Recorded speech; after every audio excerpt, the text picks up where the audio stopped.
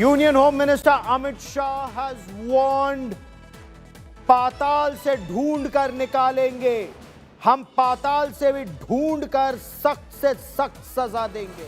This is what the Union Home Minister Amit Shah has said to those responsible for the Delhi blast. And the arrest that has taken place of the individual today was responsible for making drones and rockets. Just imagine how evil was the plan to launch multiple drones in Delhi and other cities to target vital assets, vital points. Their plan was to target temples. Their plan was to target military installations, marketplaces, schools, hospitals.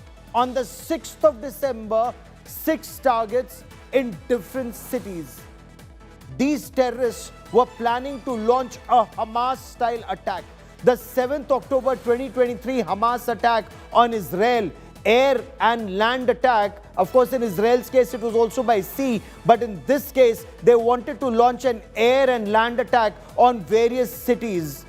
And now, layer by layer, as information comes out, Union Home Minister Amit Shah has warned the strictest possible punishment as per law will be given to the perpetrators, to the terrorists, to the plotters, to the enablers, that entire ecosystem that may have been aware of this terror plot. But was it silence of fear or silence of complicity that they wanted to see India burn? They live in India and wanted to kill Indians. Was that the plan? And multi-city attack to make drones, to make rockets, not just improvise explosive devices in automobiles, but also launch them from quadcopter. So a quadcopter drone just takes off with improvised explosive device underslung and then drop it on top of a temple or a school or a military installation or a police station or a mall or a hospital. When maximum people have already been taken to a hospital after a terror attack, then the blast in hospital like in Ahmedabad in Gujarat in 2008. Now this is how devious the plan of these terrorists was. I want to bring in India Today's Shreya Chatterjee, who joins us for more on this. So Shreya, the Home Minister has held a meeting with various chief ministers of the zone of the impacted area. He's held a meeting with intelligence agencies and police chiefs. What more do we know when he says, हम पाताल से भी ढूंढकर सख्त से सख्त सजा दिलाएंगे? Gaurav, this was actually a part of the Northern Zonal Council meeting that took place in Faridabad today. It was chaired by Amit Shah. A tribute to the deceased in the Delhi terror blast was also offered, is what we're being told. And apart from that, the exact words of the Union Home Minister words that if needed, we will go to the netherworld. We'll go everywhere possible to find individuals who are linked to this terror blast. So clearly, it's an ultimatum that's coming in from the Home Minister. Important to point out that there was also a pressing on the fact that how important these councils are, because it only increases the interagency coordination. So it was a meeting which stressed largely upon the entire blast and how, because it was a multi-city operation which included Faridabad police, etc. Those was one of the stressing points. So interagency cooperation is required because the whole of the nation approach is required at this stage. Shreya, I want to understand from you the kind of effort that is being put in. And Shreya, stay with me for a moment. There's more breaking news that's coming in. The National Investigation Agency has made the second arrest in the Delhi Red Fort blast case. The person who's been taken into arrest right now is called Yasir Bilal Vani. Yasir Bilal Vani alias Danish. Danish was an active co-conspirator behind the Delhi blast, is what Delhi police and the National Investigation Agency believe. Now, from what information we are getting right now, Danish or Yasir Bilal Vani was detained from Srinagar just a short while back. He's formally now been arrested. Yasir Vani was a close aide, we are being told, of the Delhi bomber, Dr. Umar Nabi. And he also provided some kind of technical support for carrying out the terror attacks. What was the technical support that he was providing? He was modifying quadcopters and drones so that they could carry improvised explosive devices underslung, attempting to make rockets so that apart from the deadly car bomb blast, there could be an aerial attack that could take place. So Yasir Vani has also been taken into custody. He will be presented before a Delhi court tomorrow, is what we are being told. Mir Farid now joins me live from Srinagar. And Mir, this is very alarming, the extent of this terror module. Initially, it was a small group of doctors. Then it seems to be expanding. What more do we know of Yasir Bilal Vani alias Danish? Well, Gaurav, was that to me or audio was sketchy? Yes. Go on, Mir, yes. In fact, just a little clarification here that he was initially detained by the Jammu and Kashmir police. His brother Naveed Vani as well. They are both from Gazigund. Interestingly, this is the same place from where Dr. Adil belongs, and these two were neighbors of Dr. Adil. Now, sources say, Jammu Kashmir police sources say that for many days there was under interrogation. And he's revealed that he was taken by Dr. Umar Nabi, the prime suspect, or should I say, the Red Fort bomber, to Delhi as well. The design was to turn him into a suicide bomber. They were scouting for a suicide bomber for these missions, and he was selected as one. He was first brainwashed in Gazigund, then taken to Faridabad, where he was kept in a rented accommodation.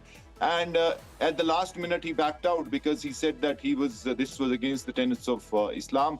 Plus, he said that he had a family to support. So it seems that is the other version.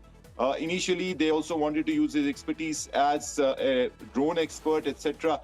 But he backed out. But initially, he was part of the plan. And now, the J&K police has handed over his custody to NIA, which is officially looking after the case. And this is, as you rightly said, the second detention or the arrest as far as NIA is concerned, because there is now concrete proof against him for being a very integral part of this interstate Jash conspiracy and the subsequent terror, the blast at Red Fort. Gaurav? Is there clarity how these elements were being radicalized, how they were in touch with each other, the fact that they expected him to become a suicide bomber, and fortunately for him and others, he backed out. He backtracked saying, I will not be a suicide bomber. That's against the tenets of Islam. He apparently said he also has a family to look after. But what are his expertise that he was making drones to launch drone attacks? What more do we know of his expertise? Well, sources in the J&K police say that he was a drone expert because he was already using drones for shoots, for videos, etc. So he knew very well how to use a drone. So that is very critical, because someone who can use the drone with a remote control, with full control, can actually launch it and take it to its desired target. So that is what our J&K police sources tell us, that he was in close contact initially with Adil. Then Adil ensured that he met Umar Nabi, who was more radicalized, more dedicated to the terror plan. And it was Umar who guided him initially. For 4-5 months, he was in contact with them. He was even taken to Faridabad, acclimatized, kept in a rented room. So that is what our sources say. His brother Naveed Vani is still in police detention, but it is Yasir who's said to be the main suspect. And in fact, there are many others who are still in J&K police custody. So as you rightly said, this is a joint effort. The fundamental groundwork is being done by the Jammu and Kashmir police, and that is really helping the NIA to fast track the investigation and get to the suspects and to the bottom of this conspiracy. Gaurav? Okay. Mir, for the moment, many thanks for joining me. Shreya stays with me, and I want to get you more in this investigation. So the Delhi blast investigation is zeroing in on what the NIA now calls was the Delta 6 or D6 plan. So what is the D6 plan? The Delta 6 plan was a 2-tier blueprint designed to trigger maximum damage chaos in the country. Investigators believe that Plan A was a wave of serial blasts in Delhi on the 6th of December. When that plan did not succeed, Plan B was a high-intensity, high-impact suicide strike again on the 6th of December in Delhi. Forensics indicate Umar may actually have been a shoe bomber. Traces of the explosive TATP, the mother of Satan explosive, were found on a metal plate in his shoes. A major breakthrough came with the arrest of Aamir Rashid Ali. Now you'll ask, who's Aamir Rashid Ali? Aamir Rashid Ali was a key aide of the bomber Dr. Umar Nabi. He had certain ideas about this entire plot. The NIA says he helped acquire that I-20 car that was used in the suicide attack. He's now in 10 days custody, and that led to the arrest of Yasir on Jasir. Jasir was a drone operator. He knew how drones operate. So the bigger plan was not just to use a VB IED, a vehicle-borne improvised explosive device, but also use a drone to drop improvised explosive devices on various strategic locations that they were scouting, had already scouted. Now, India Today's Shreya Chatterjee and Arvind Ojha bring us this report.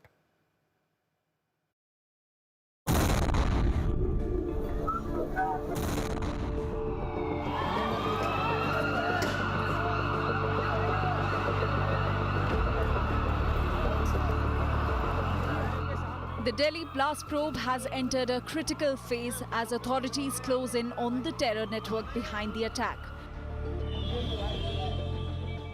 On Sunday, the National Investigation Agency arrested Aamir Rashid Ali, a close aide of bomber Dr. Umar Nabi from Kashmir. Aamir Rashid Ali, accused of playing a direct role in the attack, was produced in Patiala House Court on Monday, which remanded him to 10-day NIA custody.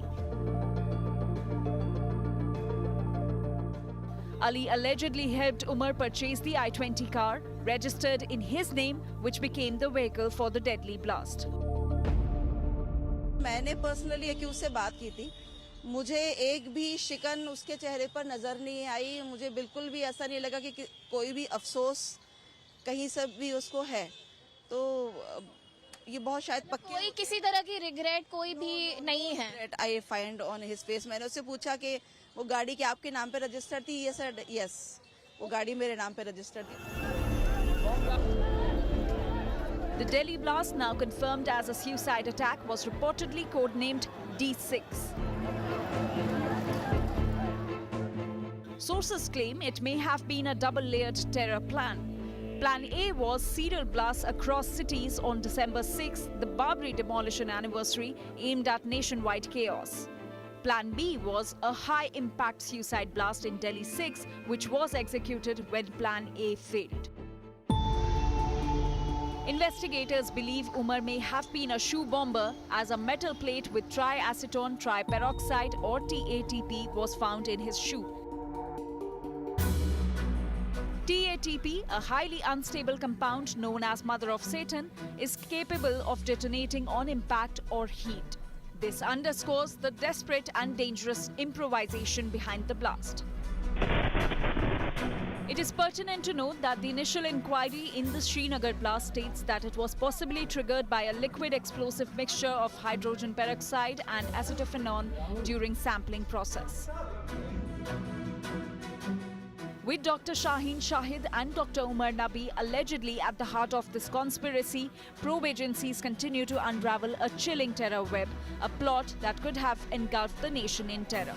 With Shreya Chatterjee and Arvind Ojha in Delhi, Bureau Report, India Today.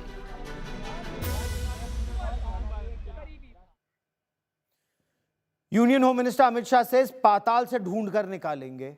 But the bigger question is right now, how many of them are there hiding in the netherworld? कितने ऐसे छिपे हैं पाताल में who are plotting to bleed us, plotting to kill us? How big is this module? I want to bring in India Today's Sandeep Punithan for more on this. Also joining me is Ambassador Veena Sikri, former High Commissioner to Bangladesh. Remember, there's a threat that emerges from that border. Professor Brahma Chilani, one of India's best-known strategic voices, joins us on the show. General Vinod Bhatia is former Director General of Military Operations, with me on this story. In a while from now, we'll also talk about what's happening in Bangladesh. But for the moment, Sandeep, कितने छिपे हैं पाताल में? Arrests virtually every other day and a new layer being added. Now there were also plans of a drone strike. It's almost like a Hamas kind of an attack that took place on Israel on the 7th of October. Well, absolutely, Gaurav. And that seizure on the 10th of November cannot be understated. I mean, the security forces have busted what is one of the largest such conspiracies to inflict mass murder on India. It is a terror plot that we've not seen the contours of at least since 26/11.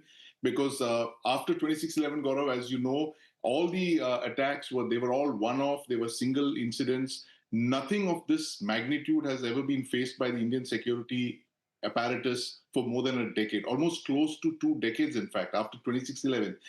This is November 2025, 17 years after 26/11. We have not seen a terror plot of this magnitude. What is being uncovered here on a daily basis over the last 7 days is absolutely horrifying, whether it is the manufacturing of VBIEDs, vehicle-borne improvised explosive devices, suicide bombers, and now the new elements that have been added on, which is drones to inflict terror on India's cities. The details of this are absolutely shocking, but it is only to be expected, Gaurav, given the kind of speeches that we've been seeing in Pakistan over the last couple of months, especially before Operation Sindoor.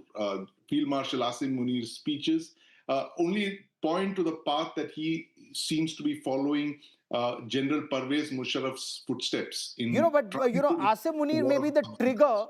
Asim Munir may be the trigger, Ambassador Sikri. The plan was in the works from much earlier. It's not as if Asim Munir made the speech and these chaps became radicalized. These guys have been living amongst us for much longer, plotting to bleed us, and that may have just been a trigger point. And the threat is not just from the Pakistani side, now also from the Bangladeshi side, with those radical Islamists going there to radicalize the society even more, and then perhaps push in from there. No, absolutely. I think there's no doubt that this was an ISIL-led plot, and now there are linkages to Turkey which are coming up very clearly, showing that they are part and parcel of Pakistan's plans to radicalize Bangladesh as well, and through that come into India. Asim Munir has spoken about a strike from the east, but we also know there has been a lot of talk in the last few days that maybe 3,000 kilograms of these explosives have been unearthed, but there could be an equal amount still in hiding, and which is coming in from the eastern border, from Bangladesh in smaller quantities, and then being kept in various places. We also know that the leaders of Jaish-e-Mohammed and Lashkar-e-Taiba are openly saying that they're sending their teams to Bangladesh, and they're working with Bangladesh for the radicalization of that society and also for walking into India from there. So I think the events in Bangladesh are certainly pointing in every which way that Pakistan is trying to embed themselves into Bangladesh society, in the army, in the on the question of radicalization, on the question of doing projects in places like Lal Munir Haat, and they're absolutely clear that they want a situation that existed prior to 1971. This is what is very, very worrisome. And what makes it even more worrisome, Professor Chilani? So you have radical Islamist terrorists from Pakistan, radical Islamist terrorists from Bangladesh, and the enemy within, highly educated doctors, engineers, drone operators, and others living amongst us with assistance from outside or without. What were our intelligence agencies doing? How were they acquiring 2,900 kilograms of ammonium nitrate? But these guys were operating under the radar amongst us, sir. How worrisome is that for you? Gaurav, you underscore the grim security realities that India confronts. In fact, the scale of what these people were planning to do is chilling, not only in terms of the series of coordinated blasts that they were intending to conduct, but also the sophistication of the techniques they were going to employ, including using air means to carry out terror attacks. And I think all this points to one basic fact, that India has long been a beacon of stability and economic progress in a region increasingly engulfed in turmoil. Obviously, these people behind this scheme wanted to undermine India's image as a stable, prospering nation. But on whose behalf were they seeking to do this? Undermine India's image. Obviously, there was a bigger plot, a bigger plan.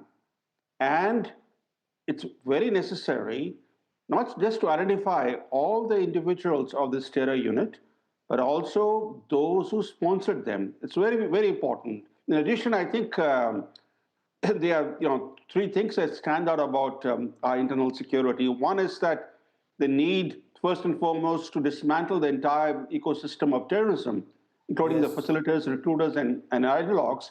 And this demands three things. One, stringent implementation of laws like the Unlawful Activities Prevention Act, UPA. Yes. Also, we need to track financial and communication linkages. This means intensifying monitoring of digital communication platforms and financial transactions, including Hawala networks. Yes. Because without funding, this kind of a terror unit cannot function effectively. And also, it's necessary to retrain our agencies, including NIA and state-level anti-terrorism squads, the ATS, because they need specialized training to identify and infiltrate networks operating under a professional disguise. Oh, absolutely. These guys were operating freely in the NCR because they were using their professional credentials as doctors and other professionals. So we need to really refocus some of our counterterrorism strategies.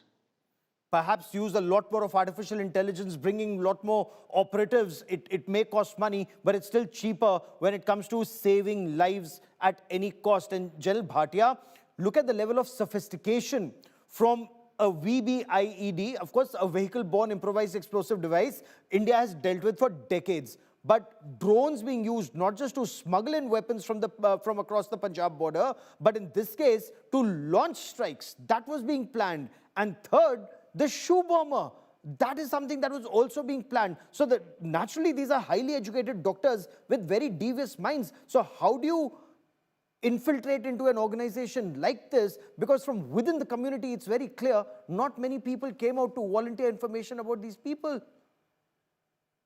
Yes, Gaurav, you're absolutely right. We have to not only counter terrorism, present relevant, but future ready also. And the terrorists have more chance of success in a technology-enabled environment where the white-collar terrorists are there now. They're well-educated, they're well-qualified, they know technology, they know how to exploit technology, and they're fully radicalized. And they have the support of Pakistan and they have the support of Bangladesh. And we have to look at Pakistan-Bangladesh axis for terrorism. And that is where counter-terrorism forces and intelligence services have done a great job. Let me tell you that despite November 10th, I think we have avoided major serial blasts all over the country, which could have destabilized a lot of things and given a boost to terrorism in India, which has not happened now. And the way the intelligence has gone around and got hold of the terrorists who are white-collar terrorists spread all over the country, almost, especially Delhi, Jammu and Kashmir, Haryana and other places, Lucknow. So we got to understand that we have to be future ready and we got to exploit technology for that. We got to be one step ahead of the terrorists. And that is where I think we are doing a reasonably good job. Let's not, crucify our intelligence services. I see a lot of people talking about it, that we have failed in intelligence. I don't think we have failed. India's counter-terrorism strategy and tactics have succeeded mostly in every place, including J&K. If you look at the figures, despite the 10-11, I think we have limited terrorism in Jammu and Kashmir, especially after the 5th August 2019. The figures show for themselves. I don't have to give the what figures. I'm also very worried about, Sandeep, and I want you to weigh in on this before I move to our other story, which is Bangladesh. Sandeep, what is very worrisome, the Batla House encounter was an operation to destroy the Indian Mujahideen module that was operating in Delhi, but had carried out a series of terror attacks, places terror attack, Sarojini Nagar blast, Connaught Place blast, Karol Bagh blast. And the moment that Batla House encounter took place, in which we lost brave Inspector Mohan Chand Sharma, I had covered that case. There were too many people who said, oh my God, you've killed innocent people. Oh my God, you've killed innocent people. But after that, there was no terror attack because that module had been busted. This time, fortunately, at least for now, that enabling ecosystem for terror is relatively muted. But that enabling ecosystem must also be pursued and probed. Out of what reason are they supporting terror in our country in the name of free speech or other activities, Sandeep? Absolutely, Gaurav. And in the past, we made this distinction between the terrorist modules and the overground workers. And this overground workers concept, OGWs, as we used to call them, it was given some kind of a harmless connotation that, these are harmless above ground activists. But as we've seen in this case, Gaurav, in this thing, this story which began in late October with the pasting of posters supporting the Jaish-e-Mohammed, all of this began as overground activity, which led to the underground. So this is very clearly a very groundbreaking case in which overground activities led to the uncovering of a terror module. So therefore, we cannot anymore take the OGW networks lightly, because now, as we've seen, the deep state across the border has activated all its proxies, all its modules, all its overground workers, networks, to destabilize India. And this is the kind of threat that we are faced with, and we cannot take any of this lying down, Gaurav, because we really don't know how many of these modules are out there, how many of these other OGW networks. And those who try to give it enabling cover fire, Professor Chilani, last 30 seconds on this part of the show before I switch over to Bangladesh, that those who say do not target a particular religion. Nobody is targeting a particular religion. Don't target people only of a particular religion. Nobody is either targeting people of a particular religion or region.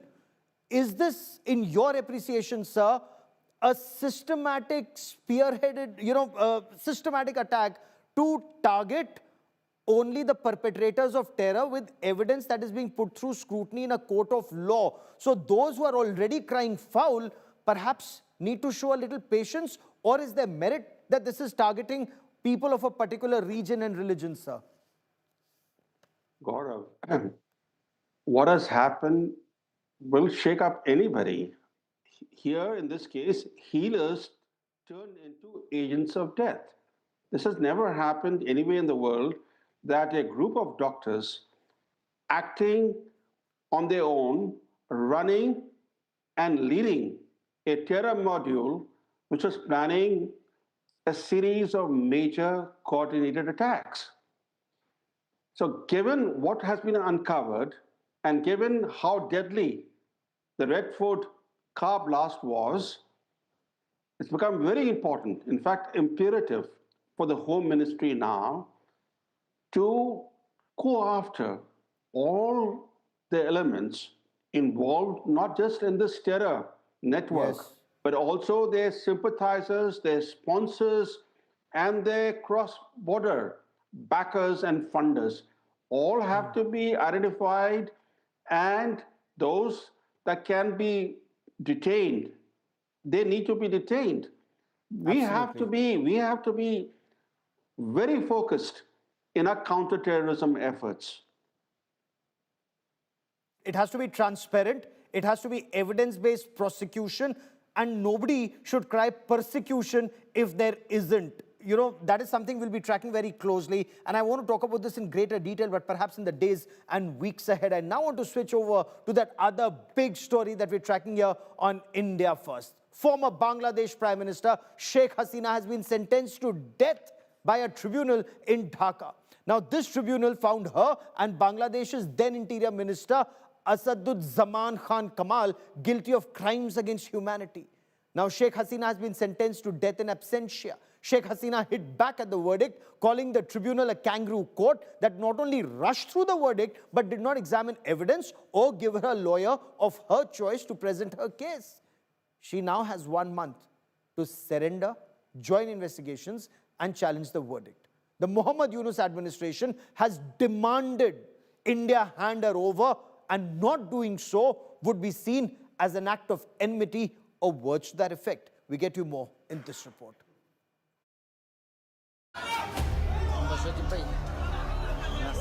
Bangladesh International Crimes Tribunal indicts Sheikh Hasina.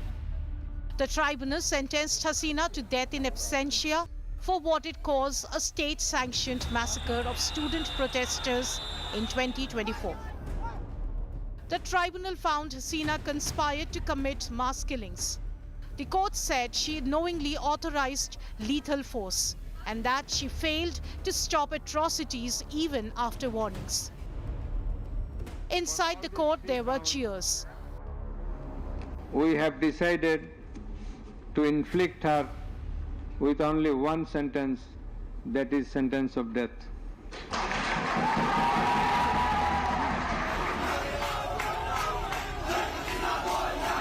But step outside and it's the opposite scene.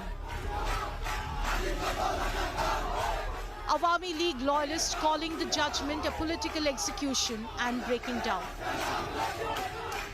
Right now, there is no rule of law in Bangladesh. The constitution is basically being disregarded. So right now, there's nothing much to do. Once the rule of law returns, all of this will get thrown out on appeals because the entire process is so illegal and unconstitutional that it will not survive. So any legal process will have to wait until there is a rule of law in Bangladesh. The death penalty plunged Bangladesh into chaos. Mobs with bulldozers gathered outside the home of Sheikh Mujibur Rahman, Bangladesh's founding father, demanding the iconic residence be demolished. Hasina herself remains in India, where she took refuge after her government collapsed on August 5. In a blistering statement, Hasina calls the tribunal rigged and controlled by an unelected regime. She accuses extremist elements of trying to erase the Awami League. The interim government, calling the verdict historic, urged calm and warned that any unrest will be strictly suppressed. Dhaka has now formally asked India to hand over Hasina and former Home Minister Kamal under the country's extradition treaty. আরেকটা কথা বলতে চাই, সেটা হচ্ছে আমরা শেখ হাসিনার কে দেশে প্রত্যর্পণের জন্য, এক্সট্রাডিশনের জন্য ভারতের কাছে আবার চিঠি লিখব। ভারত যদি এই গণহত্যাকারীকে আশ্রয় দেওয়া অব্যাহত রাখে, তাহলে ভারতকে বুঝতে হবে এটা বাংলাদেশ এবং বাংলাদেশের মানুষের বিরুদ্ধে একটা শত্রুতা, একটা অত্যন্ত নিন্দনীয় আচরণ। India has reacted to the verdict against Sheikh Hasina, saying it has noted the ICT ruling and remains committed to peace, democracy and stability in Bangladesh. India added it is engaging constructively with all stakeholders. With a nation split between celebration and rage, troops on the streets and mobs circling the home of the country's founding father, Bangladesh now enters a dangerous new chapter. Bureau Report, India Today. Not handing over Sheikh Hasina would be seen as an act of enmity or words to that effect. These are claims of the Muhammad Yunus administration in Dhaka. Sheikh Hasina is in India. She actually barely survived by the skin of her teeth as that rampaging mob had attacked her official residence. Now she's been sentenced to death. Now, Ambassador Sikri remains with me on this broadcast, as does Professor Brahma Chilani. Also joining me is Professor Ayanjeet Sen. General Bhatia is with me on this broadcast. I also want to bring into this conversation Varis Nabi Khandekar, who's the former editor of GTV in Dhaka. In fact, he was asked to leave once radical Islamists had taken over. And Varis Nabi Khandekar, how do you look at this verdict? And Bangladesh telling India, hand over Sheikh Hasina. If you don't, it's an act of enmity. Thank you. Thank you for calling me. You already know that the interim government has made another ridiculous chapter in judicial arena. The court, the ICT court, has declared death sentence former Prime Minister Sheikh Hasina and former Home Minister Rashid Khan Kamal. You have already I think you have already seen a video clip of the lawyer of Sheikh Hasina in behalf of Sheikh Hasina, Mr. Aamir Hussain, have given an speech to Bangladeshi media with a smiling face. But he said that he is hurt by this kind of verdict. So this is the reality. You may know the ICT, 3 judges of ICT recruit illegally as like the interim government. And you know the lawyer of opposition lawyer of Sheikh Hasina with Mr. Attorney General Assaduজ্জামান have affiliation with some political parties like Jamaat-e-Islam. So what we Imagine, can and that is why she wasn't given a lawyer of her choice. Ambassador Sikri, can Bangladesh demand that she be extradited? What do you make of the tone, tenor, or are they only playing to their local audiences? No, absolutely. I think this kind of a statement made by Asif Nazrul is a typical example of the anti-Indianism being preached actively by the Yunus regime, but it also shows a complete lack of understanding of what the process of extradition entails. Now, you cannot get anybody extradited by sending a one-sentence letter or a one-sentence demand saying now she has to be extradited, otherwise there'll be enmity. The process of extradition involves that Bangladesh government must now send all these details, the court case, the evidence, what was tested, what was not tested, all that has to be sent to the government of India together with the request for extradition. Then the government of India examines that. And in all probability, there'll be another court case in India as well to examine the details of those processes. Of course, the government of Bangladesh is free to give their lawyer for that. Sheikh Hasina can send her lawyer for that. The Indian government will have its own lawyer. So the process of extradition will then continue in India through an examination of the evidence given by the government of Bangladesh. And even, I mean, for example, the entire question of the ICT trying Sheikh Hasina doesn't have a mandate at all.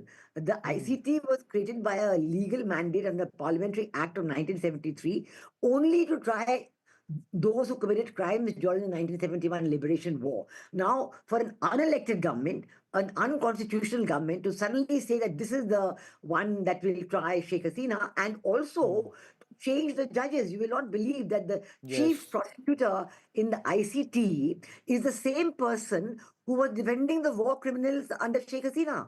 So under Sheikh Hasina's government in the ICT, this person was defending the war criminals, saying they didn't do anything, they're good people, etc. And now suddenly he's been made the chief prosecutor of the ICT.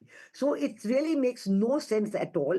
This is really a kangaroo court decision, as Sheikh Hasina has said. You say it's a kangaroo court, okay? And Professor Anjit Sen, Sheikh Hasina has called this verdict through a rigged tribunal, saying established and presided over by an unelected government that does not have democratic mandate. Due process was not followed. She wasn't given a lawyer of her choice. Now, what are her options? Can she go to an international court? Does she have to join trial in a, does she have to surrender in a month? Or is it end game for her as far as Bangladesh is concerned?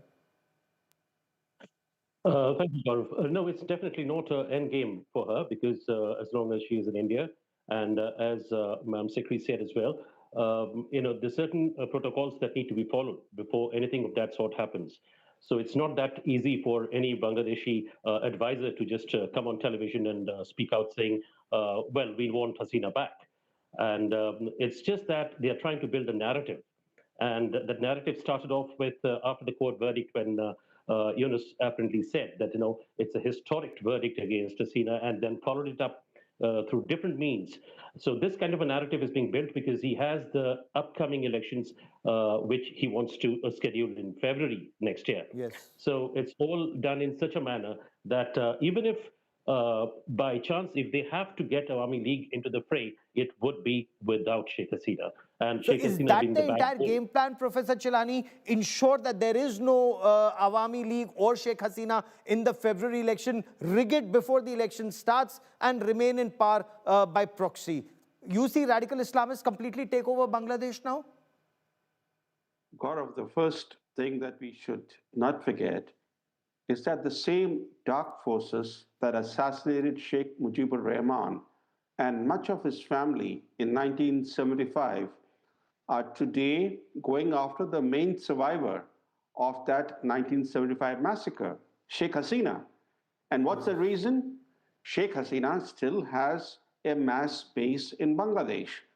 You know how they have cracked down on Awami League members and leaders.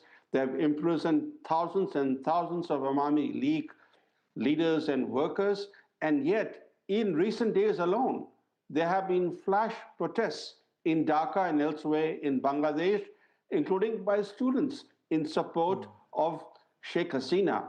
So she still is a big threat to those who are in power and those who are seeking to come to power, like Jamaat and the BNP. But look at the irony of ironies. Today, an unconstitutionally installed regime in Dhaka that is overseeing rampant human rights abuses wants India to extradite Hasina, who was overthrown in a virtual military coup. India should turn the tables on Dhaka. India did not invite Sheikh Hasina to come and take refuge in India. No. Absolutely. The military in Bangladesh packed her off to India without consulting India. India was given no choice. They bundled her on a military aircraft. And as the military aircraft was taking off, they called New Delhi and asked for permission for the plane to enter Indian airspace without confiding in India that they had staged a virtual coup. So, we need not be on the defensive. First, in international law, an unconstitutionally installed regime cannot seek the extradition of someone who was ousted. That's a very pertinent point you make, sir. Very pertinent point. So, Varis Nabi Khandokar, will Sheikh Hasina, in your view, her party has been banned, she has been sentenced to death. So 2026 elections in February, will there be a sham? Can Awami League some way fight back for restoration? Or that's not possible with these radical Islamists in power? Hizb ut-Tahrir virtually calling the shots in Dhaka. Thank you. It is very tough to come back Awami League and take a part in election next February, because the Bangladesh already taken over by the militant groups on evolution of Dr. Muhammad Yunus. So if Awami League wants to take a part in election in February, so they have to fight against them. That is very impossible. But the people of Bangladesh feeling the Awami League mostly, and the Bangladesh economy, Bangladesh law enforcement, and everything has gone down. The unemployment situation is very tough. There is no income in foreign investment. So in this circumstances, Bangladeshi peoples wants to take back Awami League again, and I think today, tomorrow, they will fight for Awami League, and can they do so? Can they do so? Is that even possible? We'll track that story very closely. I've slightly run out of time on this part of the show. I want to thank all my guests, though there are many, many questions, especially security implications for India in this situation. So you have a threat from the West, you have a threat from the East, and you have a threat within.